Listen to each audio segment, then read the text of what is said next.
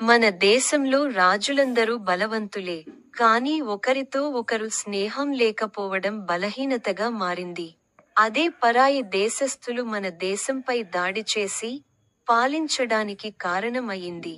కొన్ని వందలు ఏళ్లు పాలించి, మన దేశ భాషల మీద, సంస్కృతి, సాంప్రదాయాలు మీద దాడి చేశారు. మన జ్ఞాన సంపద మీద దెబ్బ కొట్టారు.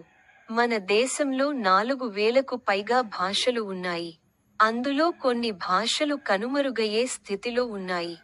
అంటే ఆ జాతి ప్రజలు పూర్తిగా నాశనమయ్యారని అర్థం. భాష కోసం దక్షిణ భారతదేశంలో ఒక పోరాటమే జరిగింది. ఇప్పటికీ మనకు తెలియకుండానే పరాయి భాషలు, మన మాతృభాషలో అంతర్గతంగా కలిసిపోయాయి. కొన్ని పదాల అర్థాలు కూడా మర్చిపోయాం. పరాయి భాష మనకు అవసరమే అయి ఉండొచ్చు.